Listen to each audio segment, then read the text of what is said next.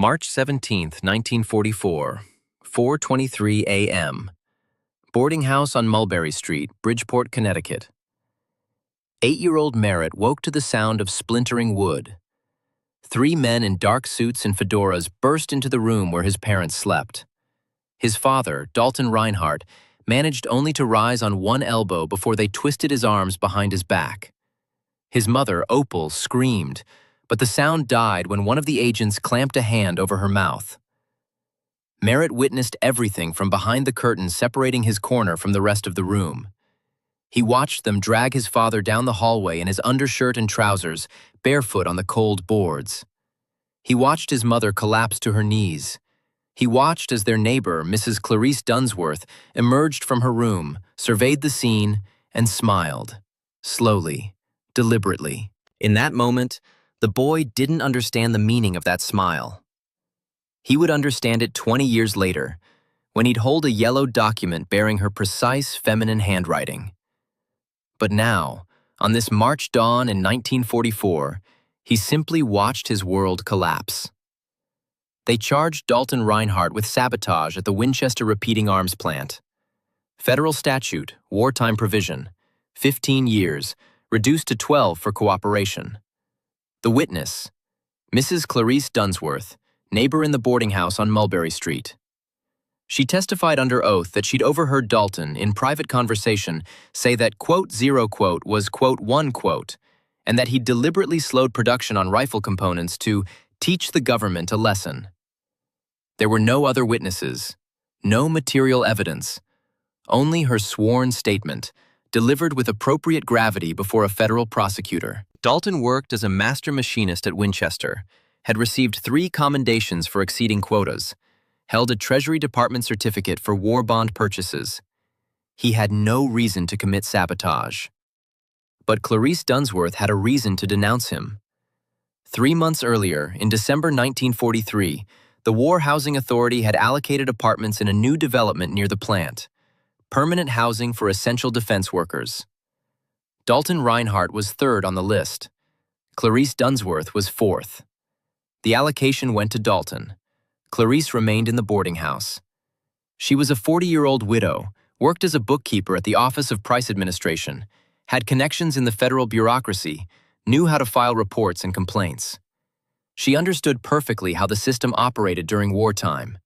She knew that a single letter to the right office could make a competitor for housing disappear for 12 to 15 years. And so she wrote that letter, in her precise hand across 3 pages, with details, dates, and quotations of conversations that had never occurred. Merritt would learn all of this much later, but in March 1944, he knew only one fact.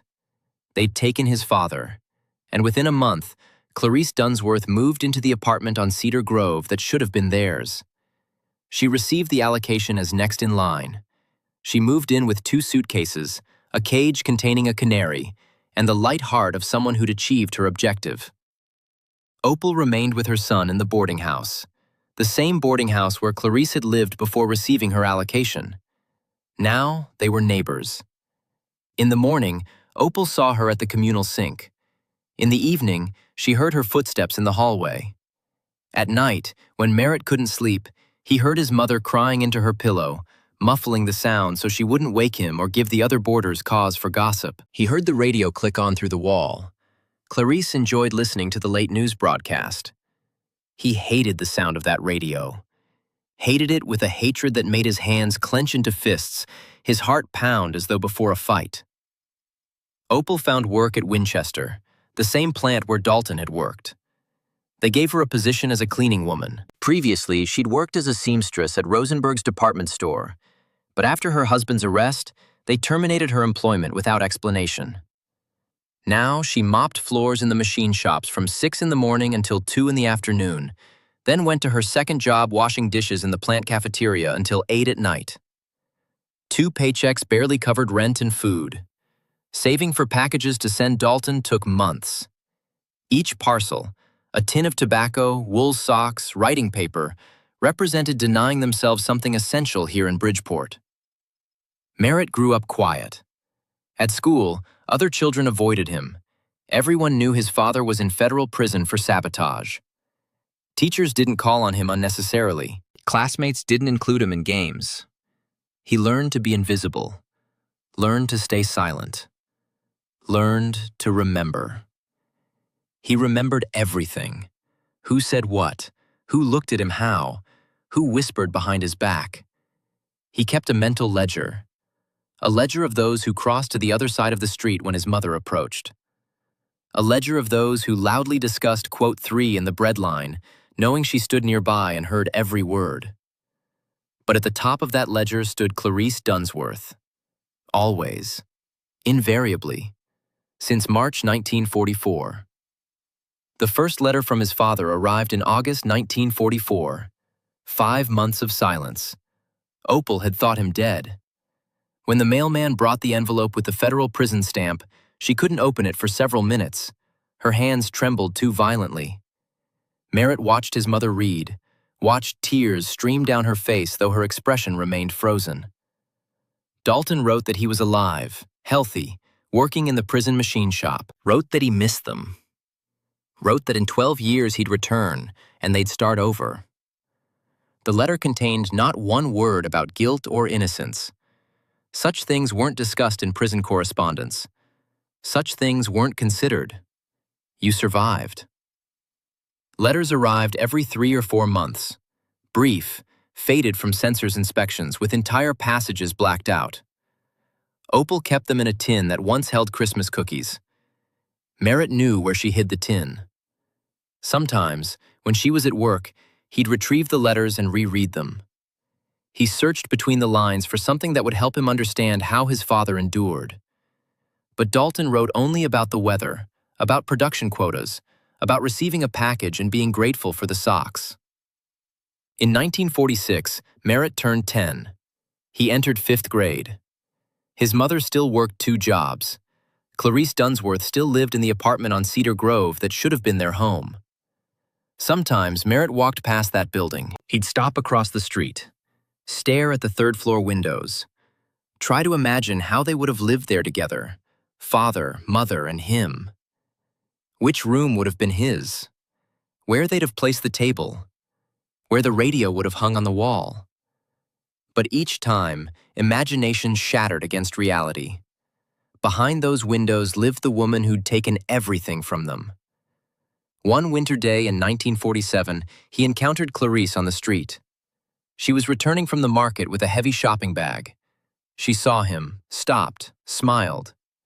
Quote 4, she said. Her voice was warm, concerned. Quote 5. He stared at her, unable to speak. His throat constricted, his ears rang. He turned and walked away without responding. He heard her call after him once more, but didn't look back. At home, he vomited. His mother thought he'd caught a cold. He didn't explain. In 1949, Merritt was 13. His father had been imprisoned for 5 years. 7 years remained on his sentence. Opal had aged 20 years. Her hair had gone gray. Her back had curved from constant labor. Her hands were covered with cracks and calluses that never healed. She'd stopped smiling, stopped talking about the future. She simply worked, ate, slept, and waited. Merritt watched his mother slowly extinguish, and he could do nothing. He started earning money. After school, he loaded freight at the rail yard. The pay was minimal, but those few dollars meant his mother could buy actual meat once a week instead of soup bones. He worked silently, focused, the way his father worked in the prison machine shop thousands of miles away. He understood that work was what kept them afloat. Work and waiting. In April 1956, the mailman brought a telegram. Opal read it, sank into a chair, and wept aloud for the first time in 12 years. Merritt stood beside her, hand on her shoulder, saying nothing. He was 20 years old. He barely remembered his father. He remembered only that March dawn when they took him away. Remembered how he'd looked then, tall, broad-shouldered, with thick black hair and a steady gaze. What would he be like now, after 12 years in federal prison? Dalton Rhinehart returned on May 3, 1956. Opal and Merritt met him at Union Station. The train from Atlanta arrived at 9 in the evening. Merritt stood on the platform watching passengers disembark. He searched for his father among them. Couldn't find him. Then, from the last car descended an old man in a worn gray suit and scuffed work boots. An old man who looked 65 at least. He saw them, stopped, attempted a smile. Merritt understood this was his father. Dalton Rhinehart was 49 years old. He looked 70. His hair was completely white, his back stooped. His hands were deformed, fingers wouldn't straighten fully, the result of repeated injuries from prison machinery. His face was gray, gaunt. His eyes were dead. He approached them slowly, with difficulty. Opal ran to him, embraced him, sobbed. Dalton stroked her hair with his crooked fingers and looked at his son. "You've grown," he said. His voice was hoarse, as though he had a permanent cold. Merritt extended his hand. His father shook it. The grip was weak. At home, Dalton sat on the bed and remained silent for a long time, staring at nothing. Opal bustled about, reheating supper, asking about the journey. He answered in monosyllables. Ate little. Drank much. Coffee, cup after cup. That night, Merritt heard his father coughing. A dry, wrenching cough that didn't stop for 20 minutes at a time. His mother rose, gave him water with honey. The coughing subsided, then started again. In the morning, his father tried to stand but couldn't. Dizzy, he explained. Opal called the doctor from the clinic. The doctor came at noon, examined Dalton, listened to his lungs, frowned. "He needs hospitalization," he said.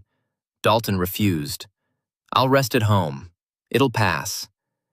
The doctor shook his head, wrote a referral for x-rays, left. The referral lay on the table. Dalton didn't go for x-rays, he told Opal when she insisted. He knew. He'd understood in prison 2 years earlier when the cough began. Understood when he started coughing up blood. Understood when the prison doctor looked at him and turned away without speaking. Tuberculosis, advanced stage. In prison, it was a death sentence. Here, on the outside, the same. Dalton Rhinehart lived exactly 1 year and 2 months after his release.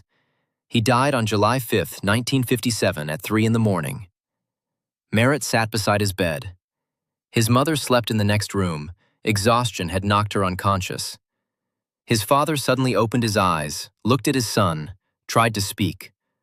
A rattle emerged from his throat. Then silence. Merritt called his mother. Opal rushed in, looked at her husband, dropped to her knees beside the bed. Merritt stood at the window, watching dawn break over Bridgeport. The sky was lightening. The city was waking. Somewhere out there, in the apartment on Cedar Grove, slept the woman who had killed his father. The funeral was modest. About 10 people attended, former colleagues from Winchester, neighbors from the boarding house. Clarice Dunsworth came too. She stood off to the side, in a black hat and veil, with an appropriately sorrowful expression. After the service, she approached Opal to offer condolences. "He was a good man, God rest his soul," she said. Opal remained silent, staring at the ground. Merritt stood nearby. He stared at Clarice directly. She met his gaze, hesitated for a second, then nodded and walked away. In that moment, something inside Merritt hardened completely. He watched them lower his father's coffin into the earth and thought not about death, not about loss, not about grief. He thought about justice. About the justice that doesn't exist unless you create it yourself. He thought about how Clarice Dunsworth lived in the apartment that should have been theirs, slept in the bedroom that should have been their living room, held the housing allocation that had been issued in the name of a man she'd sent to die. And nothing had happened to her for it. Nothing would happen, unless he himself made it happen. That night, Merritt made a decision. Not impulsive, not emotional. Cold, calculated, final. He would destroy Clarice Dunsworth. Not with violence, not with open confrontation, but with the law. the same law she'd used to destroy his father. He would wait as long as necessary. People like her always made mistakes eventually, always committed some crime, some violation. And when she did, he would be there, ready, with all the weight of the legal system behind him. But first, he had to become part of that system. In September 1957, Merritt Rhinehart enrolled at the University of Bridgeport. He took night classes while working days at the post office sorting mail. He studied criminal justice, not because he believed in justice. That belief had died with his father. He studied it because he understood it was a tool, and he needed to learn how to wield that tool perfectly. He graduated in 1961, top 10% of his class. He immediately applied to the FBI, filled out the extensive application, underwent the background investigation. They asked about his father. He told them the truth. Convicted of sabotage in 1944, died in 1957 after release. They noted it in his file. It should have disqualified him. But 1961 was different from 1944. The war was long over. The hysteria had faded, and Merritt's record was spotless.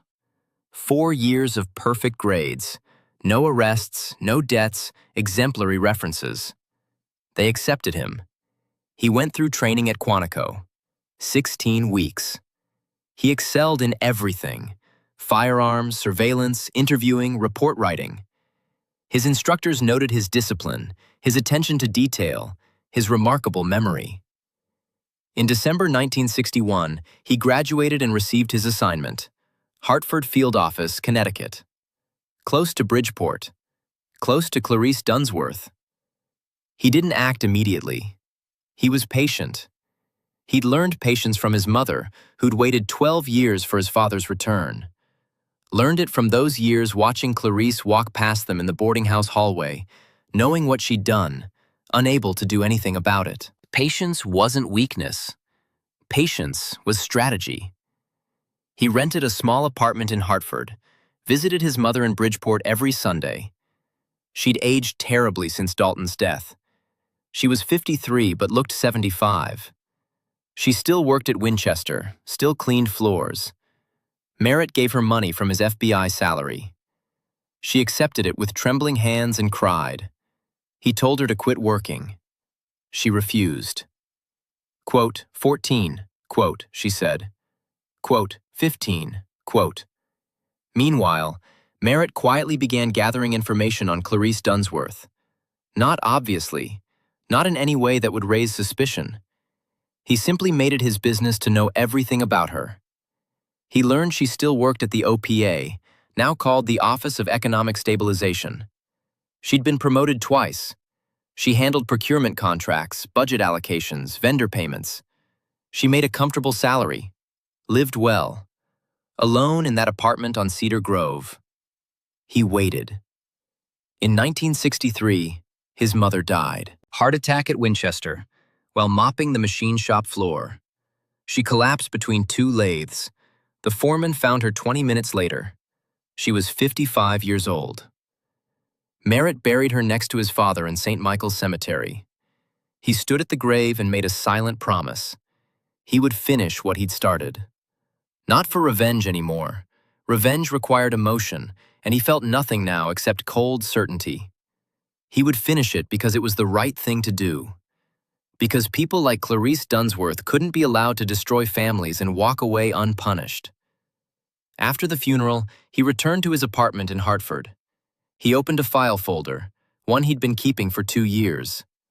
Inside were notes, observations, patterns he'd noticed in Clarice's financial behavior, small discrepancies in her lifestyle versus her salary. Nothing concrete yet. But he was patient. The break came in 1968.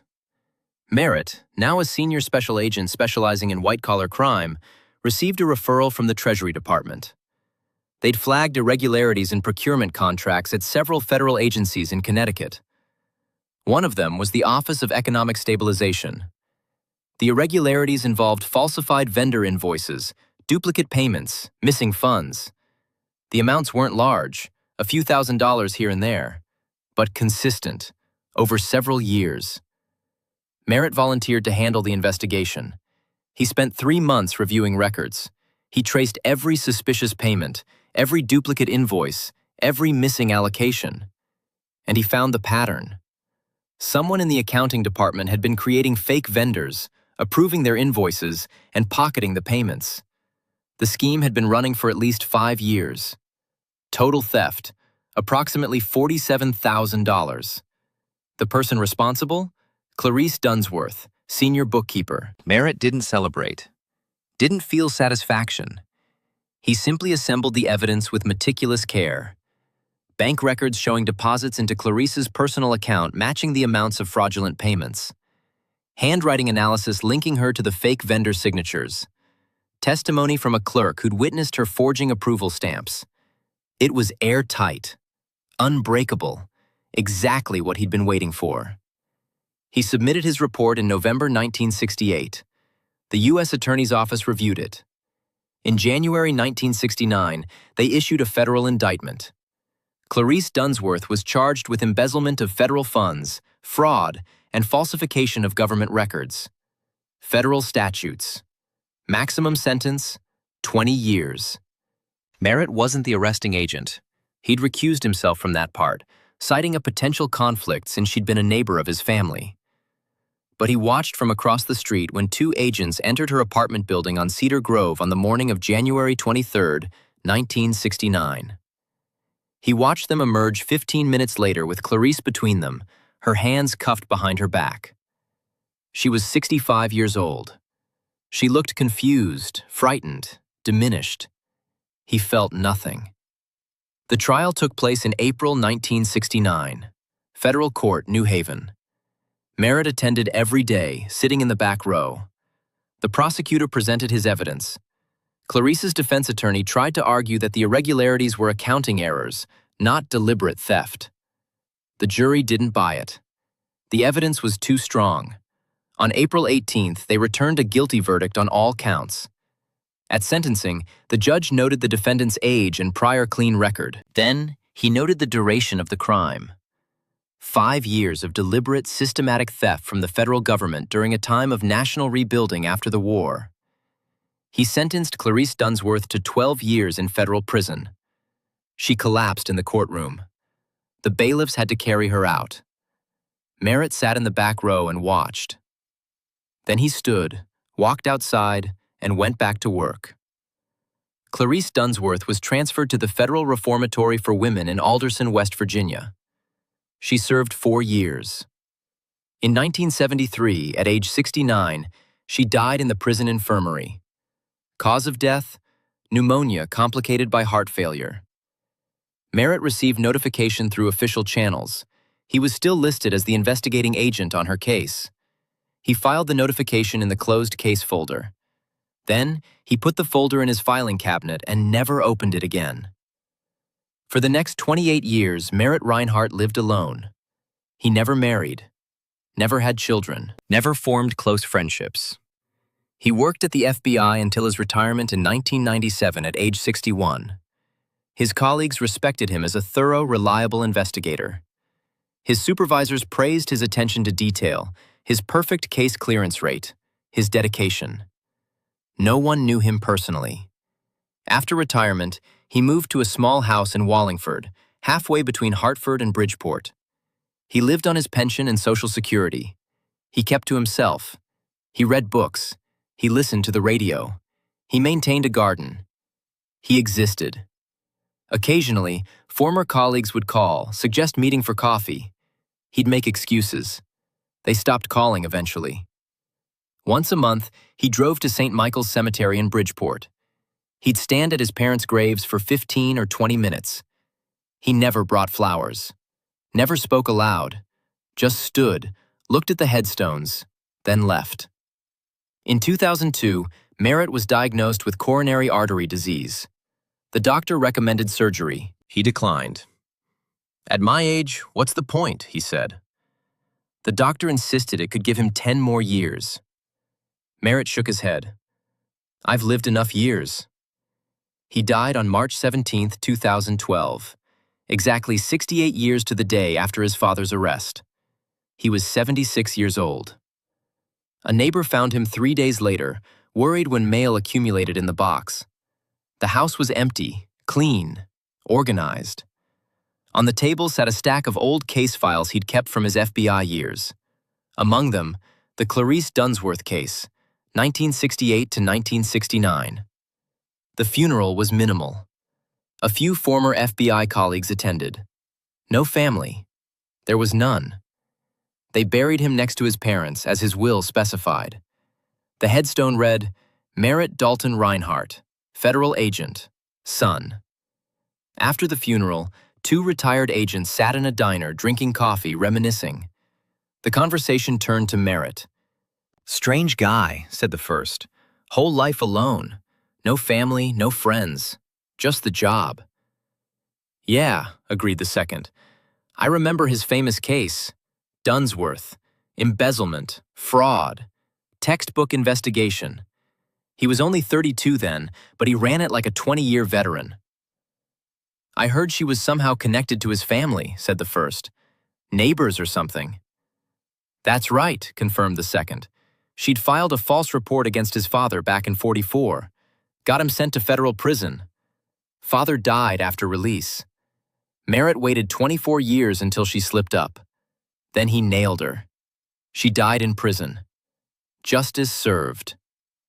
"Justice," the first echoed. "But he spent his whole life on that justice. Was it worth it?" The second shrugged. "Who knows? For him, I guess it was." They finished their coffee, went home, never spoke of Merritt Rhinehart again. And at the cemetery, at the plot where 3 Rhineharts lay, father, mother, and son, wind rustled through the grass and whispered through the tree branches. 3 lives broken by one denunciation, 3 fates destroyed by a system, by envy, and by the hunger for justice. 3 stories that ended here, in the earth, where justice doesn't exist and cannot exist. There is only silence, and wind, and time which erases everything: names, grievances, denunciations, sentences. Erases the memory of those who fought for justice and those who violated it. Erases the boundary between victim and executioner, between the righteous and the guilty. In the end, only earth remains, and 3 graves in a cemetery, and a question with no answer. Was revenge worth a life lived in emptiness? Epilogue, 2025. The grandson of one of Merritt's former colleagues, a young journalist working for a New Haven alternative weekly, was researching an article about wartime denunciations and false accusations. He dug through archives, pulled old federal case files. He stumbled across the story of Dalton Rhinehart, arrest in 1944, federal prison, death in 1957. Then, he found the case of Clarice Dunsworth, embezzlement conviction in 1969, prison, death in 1973. He cross-referenced the dates, understood the connection. He drove to Wallingford, found the house where Merritt had lived, now occupied by a young family who knew nothing about the previous owner. He drove to St. Michael's Cemetery in Bridgeport, found the graves, photographed the 3 headstones in a row, wrote an article titled, Quote 30. The article appeared in the weekly's online edition. It got about 400 views. A dozen people shared it on social media. It was forgotten within a week. Life continued. The city grew. People were born, worked, died. Merritt Rhinehart's story dissolved into the past. Like thousands of other stories from that era. Stories of people who tried to survive in a system where survival often meant breaking someone else. Where justice was a luxury few could afford. And where revenge was sometimes the only way to reclaim a sense of being human, not just a number in the machine. But the price of that revenge was always the same: your own life. Merritt paid that price in full. He spent 24 years waiting. Another 34 years understanding that revenge changed nothing. And he died alone, in an empty house, with the only consolation that he'd done what he believed was right. Whether it actually was right, That question remained unanswered, like many questions from that era. An era when justice was a relative concept, and a human life was worth exactly what the system decided it was worth. No more, no less. And within that system, Merritt Rhinehart did the only thing he could. He used the law to punish the woman who destroyed his family. He didn't violate a single procedural rule. He was an exemplary investigator and an exemplary son. But he was not a happy man, because happiness and justice are different things, and very often, chasing one means losing the other, forever. The journalist's article ended with a quote from one of Merritt's former supervisors, now 93 and living in a nursing home in Hamden. The journalist had tracked him down, asked him about Merritt, the old man said. The journalist asked. The old man was quiet for a long moment. Then he said, quote, 34. The old man shrugged.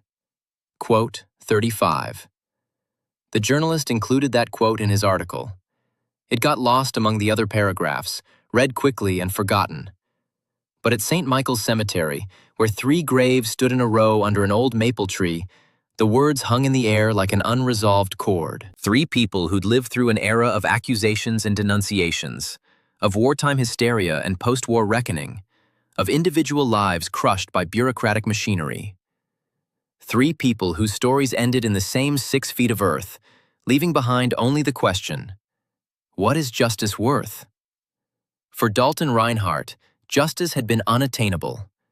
The system had failed him, crushed him on the word of a lying neighbor, and he died without vindication. For Opal Rhinehart, justice had meant watching her son grow up fatherless, working herself to exhaustion, dying on a factory floor she'd never wanted to see.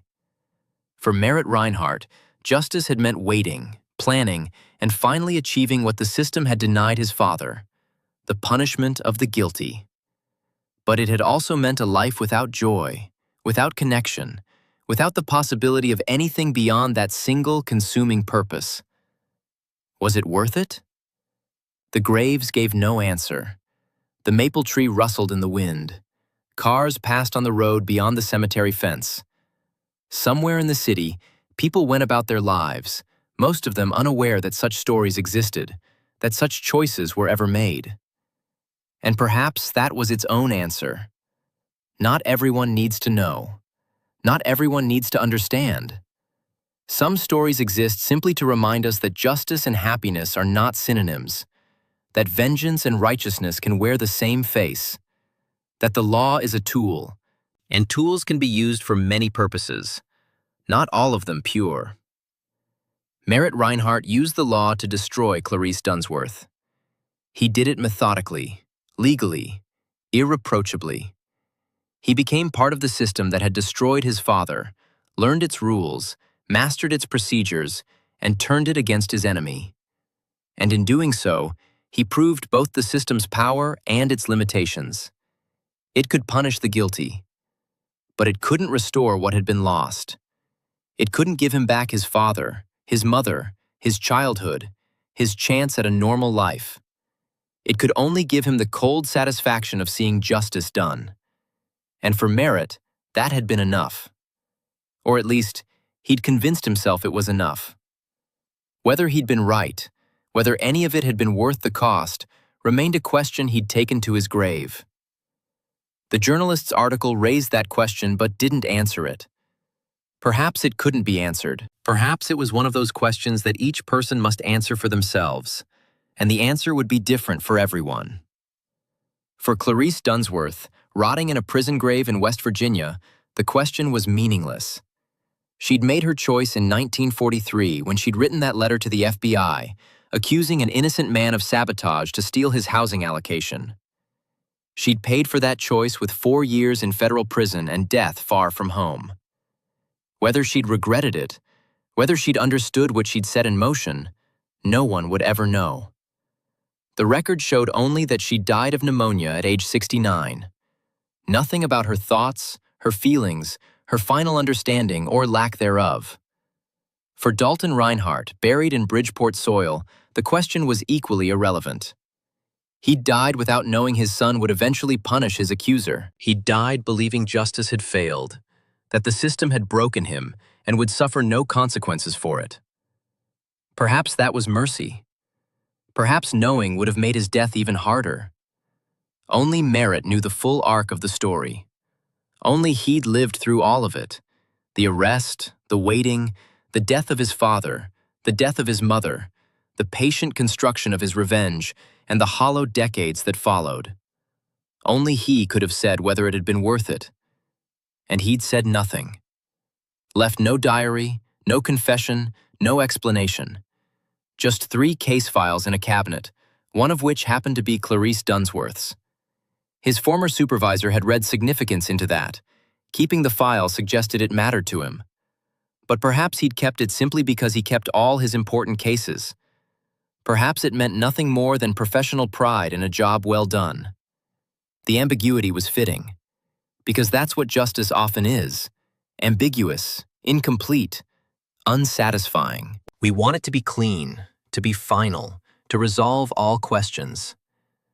But it rarely does. It gives us outcomes, not answers. It gives us punishments, not restoration. It gives us the satisfaction of seeing consequences imposed, but not the deeper satisfaction of making things right again. Because some things can't be made right. A father can't be returned from 12 years in prison. A mother can't be unbroken by poverty and grief. A childhood can't be reclaimed. These losses are permanent, irreversible. Justice can acknowledge them, can punish those responsible, but it cannot undo them. Merritt understood that. Must have understood it. Yet he pursued justice anyway, knowing it wouldn't bring back what he'd lost, knowing it wouldn't fill the emptiness in his life. He pursued it because it was the only thing he could do, the only way he could honor his father's memory, his mother's suffering, his own stolen childhood. By making sure that the woman who'd caused it all didn't get away with it, by making sure the system that had failed his father didn't fail again when it mattered most. And he succeeded. Clarice Dunsworth died in prison, just as Dalton Rhinehart had died because of her actions. The symmetry was perfect. The revenge was complete. The case was closed. But Merritt lived on for 34 more years. 34 years of solitude, of routine, of existence without purpose. The revenge that had sustained him for so long had been consumed in achieving it, and he'd built nothing else to replace it. No relationships, no passions, no alternative meaning. Just the empty satisfaction of justice done and the long, slow recognition that satisfaction and fulfillment are not the same thing. Perhaps that was the real tragedy of Merritt Rhinehart's story.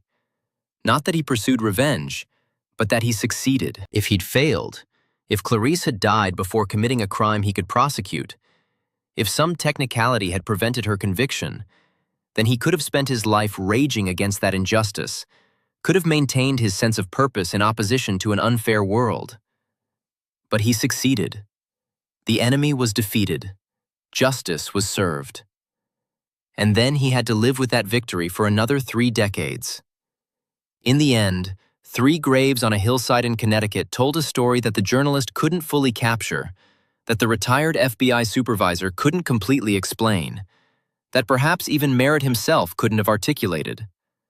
A story about the price of justice, the cost of revenge, and the question of what a life is worth. Dalton Rhinehart lost 12 years to false accusations and died at 49.